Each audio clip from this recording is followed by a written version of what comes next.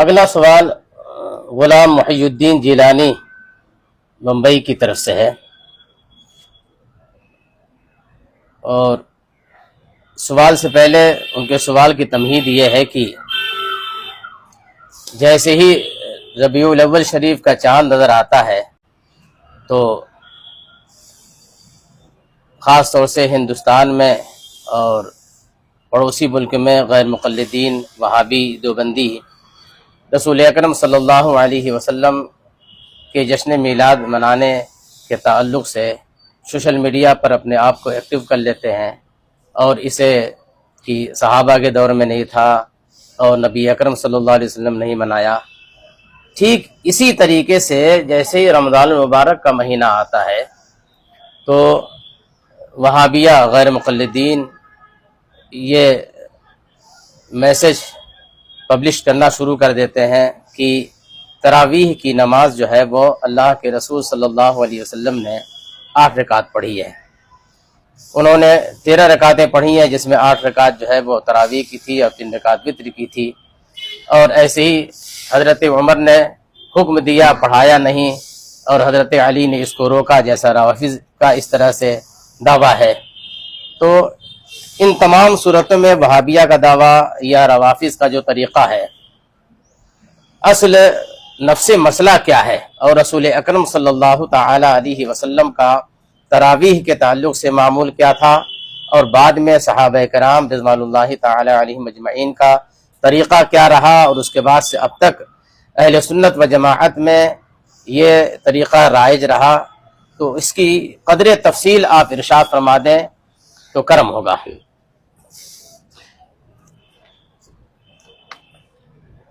رسول اکرم صلی اللہ علیہ وسلم نے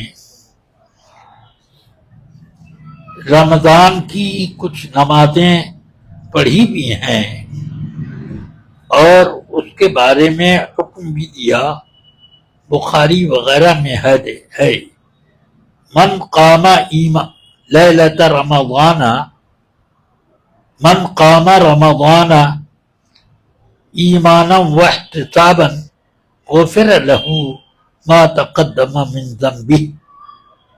رمضان کی راتوں میں جو شخص قیام کرے اس کے تمام گناہ معاف کر دیے جاتے ہیں جو گزر چکے۔ اس طرح سے اور بھی کچھ حدیثیں ہیں۔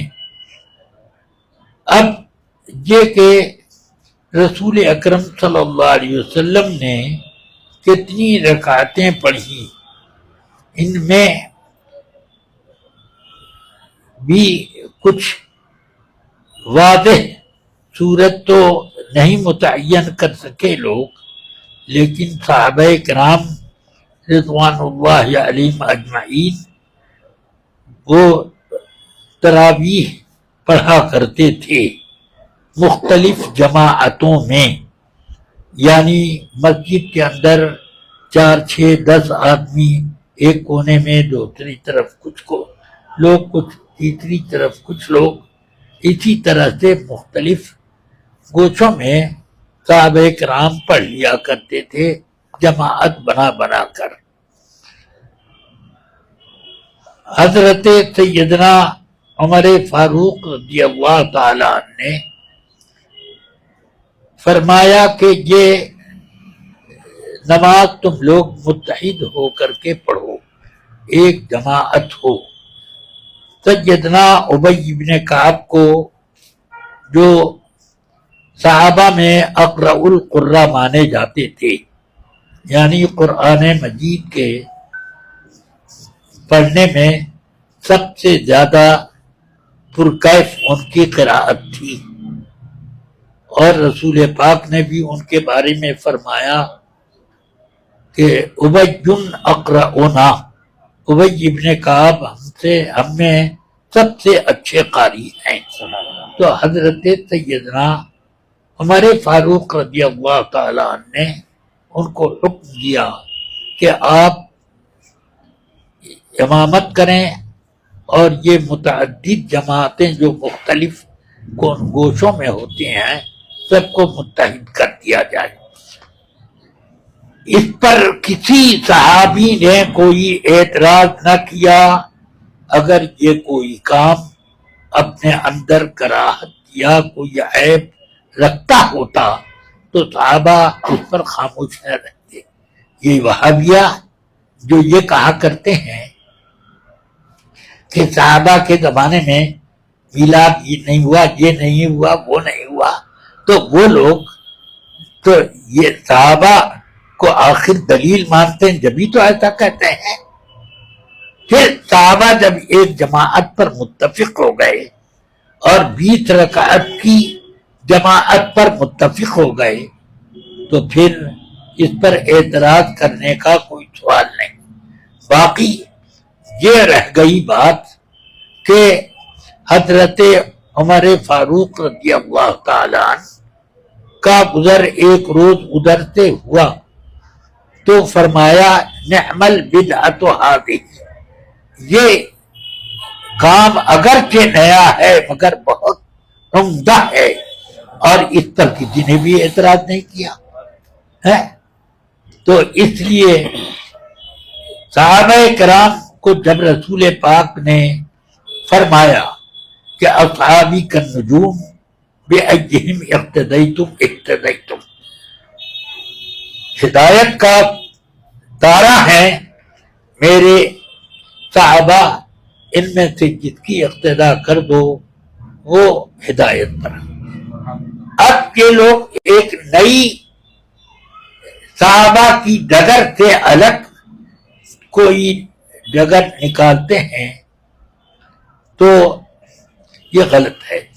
باقی روافض کو تو سیدنا عمر فاروق رضی اللہ تعالی عنہ سے اتنا حسد ہے جیسے کہ شیطان کو ان سے حسد. اس سے ایک پائی کم ان کے دل میں حضرت عمر فاروق سے حسد نہیں، کم نہیں ہے. اس وجہ سے ان کی کسی بات کو وہ پسند ہی نہیں کرتے. سارے صحابہ پسند کر لیں، مولا علی نے اپنی پوری حیات میں کبھی اس عمل کی مخالفت نہ کی.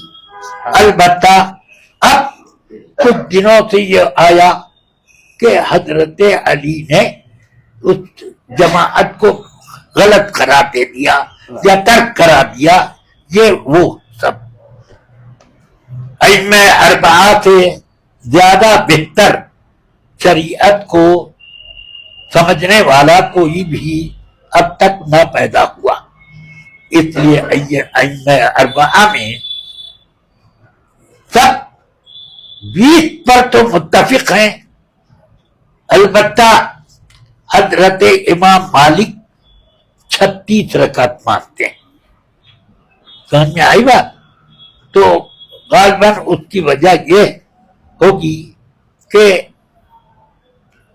وہ اس میں تہجد کی نمازیں بھی شریک کر لیتے ہوں کہ اتنا یہ ہو، اس لیے یہ ایسا ہوا. بہرحال ائمہ اربعہ میں کوئی بھی 20 سے کم تراویح کا قائل نہیں. احادیث کریمہ کو ان ائمہ اربعہ سے بہتر کوئی نہیں سمجھتا. اس لیے اور ائمہ اربعہ تو وہ رہے، ان کے علاوہ جو ائمہ تھے جیسے امام اوزاعی، امام سفیان ثوری، امام حماد، امام ابراہیم نخعی وغیرہ وغیرہ بڑے بڑے امام گزرے ہیں، امام عامر شابی وغیرہ. ان میں سے کسی نے تو اختلاف کیا ہوتا. کوئی بھی ان ائمہ محدثین میں اختلاف کرنے والا پیدا نہیں ہوا. اب غیر مقلدین پیدا ہو گئے، 8 رکعت کے یہ قائل ہو گئے. اس کی حقیقت کیا ہے؟ تہجد کی نماز کے بارے میں حضرت علقمہ ابن قیس نخعی نے سیدتنا حاجرہ، سیدنا عائشہ، سیدتنا عائشہ صدیقہ رضی اللہ تعالی عنہ سے سوال کیا کہ رسول پاک صلی اللہ علیہ وسلم رمضان میں تہجد کی کتنی رکعت پڑھتے تھے، یہ انہوں نے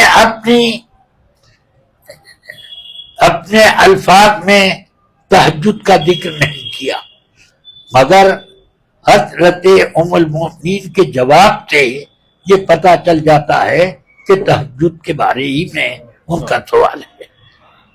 وہ فرماتی ہیں ما کانا رسول اللہ صلی اللہ علیہ وسلم یزید علی 11 رکعتا فی رمضان ولا فی غیرہ، کہ رسول پاک صلی اللہ علیہ وسلم 11 رکعت سے زیادہ نہیں پڑھا کرتے تھے،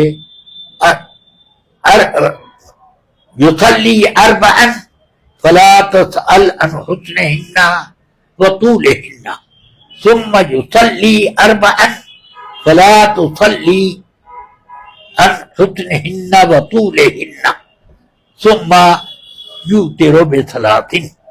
فرماتی ہیں کہ 8 رکعت تہجد پر 4 رکعت پڑھتے، پھر 4 رکعت پڑھتے، پھر 3 رکعت وتر پڑھتے، 11 رکعت سے زیادہ رمضان اور غیر رمضان میں نہیں پڑھتے تھے۔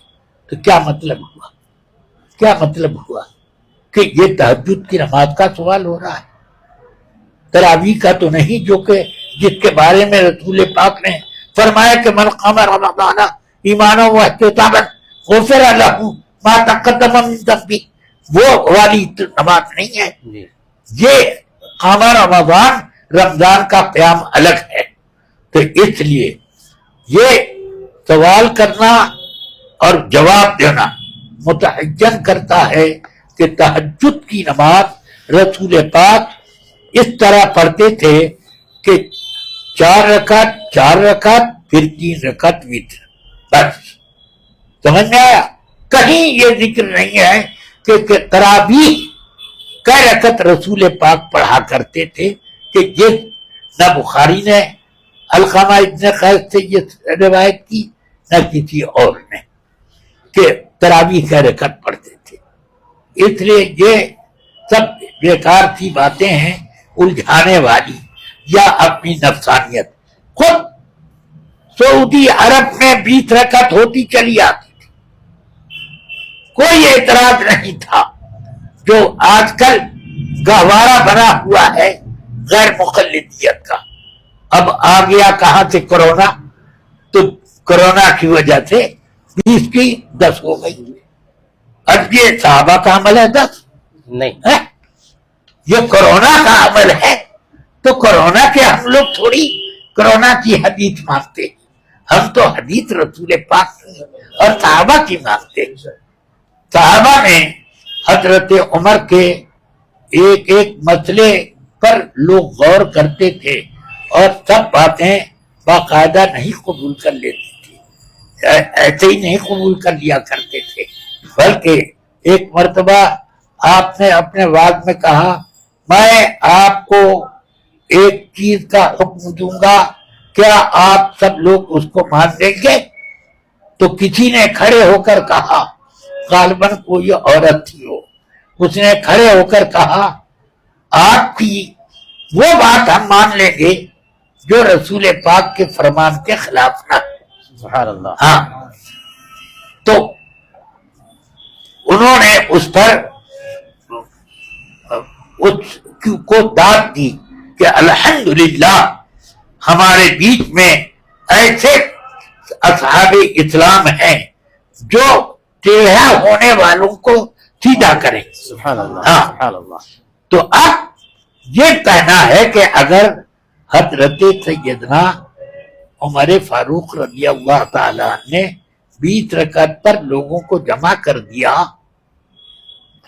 تو یہ خلاف سنت یا حکم الہی کے خلاف، حکم رسول کے خلاف کوئی نہیں ثابت کر سکتا۔ علیکم بسنتی و سنت الخلفاء الراشدین المہدیین وعضوا علیہا بالنواجذ۔ یہ اب حضرت عمر فاروق رضی اللہ تعالی عنہ نے ایک روز آ کر دیکھا، اس سے یہ استدلال کرتے ہیں کہ حضرت عمر فاروق خود نہیں پڑھتے تھے، یہ غلط ہے۔ حضرت عمر فاروق رضی اللہ تعالی عنہ نے مسجد کی جماعتیں کی ہے، اس سے نہیں روکا ہے کہ کوئی تراویح اپنے گھر میں پڑھ لے۔ وہ تراویح اپنے گھر میں پڑھتے تھے، ان کی مصروفیات بھی تھی خلافت کی وجہ سے، اس وجہ سے وہ اپنے تراویح مسجد کے، اور یہ کوئی نہیں بتا سکتا کہ حضرت عمر نے تراویح نہ پڑھی ہو، ثابت نہیں کر سکتا، بلکہ وہ صحابہ بھی یہ جانتے تھے کہ وہ پڑھتے ہیں۔ انہوں نے یہ جو کہا، اس سے یہ بتایا، انہوں نے یہ ثابت ہوا کہ مسجد کی جماعت نہ سنت مؤکدہ ہے، یہ تراویح کے لیے اس میں شرکت نہ واجب ہے نہ سنت مؤکدہ ہے، بلکہ آدمی کو اختیار ہے کہ تراویح کی جماعت مسجد کے علاوہ بھی قائم کر سکے۔ یہ اس چیز کا ثبوت ہے اس حضرت عمر رضی اللہ عنہ کے اس طریقے سے۔ اور ہمارے فقہا نے یہی بتایا کہ حضرت عمر نے مسجد کی جماعت میں شرکت کے بجائے گھر میں کیا، یہ اس بات کے ثبوت ہے کہ تراویح کی جماعت مسجد میں شریک ہونا سنت مؤکدہ نہیں ہے۔ سمجھ میں آیا؟ بس اب اس کو اور طول دینا ادھر ادھر، یہ سب غلط طریقہ ہے۔ اب سوچئے آپ کہ امام سفیان ثوری، امام اوزاعی، امام سفیان ابن عیینہ، امام عامر شعبی اور جتنے بھی ائمہ تھے، حمیدی وغیرہ، سب کا طریقہ حضرت عمر کے طریقے کے مطابق تھا۔ اگر یہ لوگ غلط کر رہے تھے تو ان کی حدیثوں کیوں غیر مقلدوں نے قبول کی؟ ان سے روایتیں بخاری شریف میں سینکڑوں نہیں ہزاروں کی تعداد میں ہیں، ان ائمہ سے، ان روایتوں کو کیوں یہ لوگ قبول کرتے ہیں؟ یہ کہتے کہ یہ بدعتی ہے، بدعتی کی روایت نہیں قبول کریں گے۔ تو اس لیے یہ اصل میں یہ غیر مقلدین صحابہ کو حجت مانتے ہی نہیں۔ رسول پاک صلی اللہ علیہ وسلم نے صحابہ کی اقتداء کا حکم دیا اور ان کے پیروی کو ہدایت قرار دیا، اور وہ حدیث جس میں ہے کہ 73 فرقے ہو جائیں گے، اس میں صحابہ نے جب پوچھا کہ نجات پانے والا کون سا طریقہ ہے، فرمایا ما انا علیہ واصحابی، جو میرا طریقہ ہے اور میرے صحابہ کا طریقہ۔ تو کیا مطلب ہوا کہ جو صحابہ میرے بعد طریقہ اپنائیں گے وہ حق ہوگا، ہدایت کا راہ ہوگی۔ تو ہو گیا۔ تو یہ 20 رکعت تراویح کو پر جمع ہو جانا، یہ اجماع صحابہ ہاں، کہا جائے گا، صحابہ کا اس پر اجماع ہے۔ تو سب اس پر جمع ہے۔ جی۔ حضرت سیدنا امام مالک 20 سے کم نہیں کرتے، وہ بھی 20 سے زیادہ ہی پر چلے جاتے ہیں، شاید اس میں تہجد وغیرہ کی نمازیں بھی شامل۔ اجماع صحابہ تو ویسے بھی ہیں؟ اجماع صحابہ تو بہت بڑی حجت ہے۔ ہاں، ٹھیک۔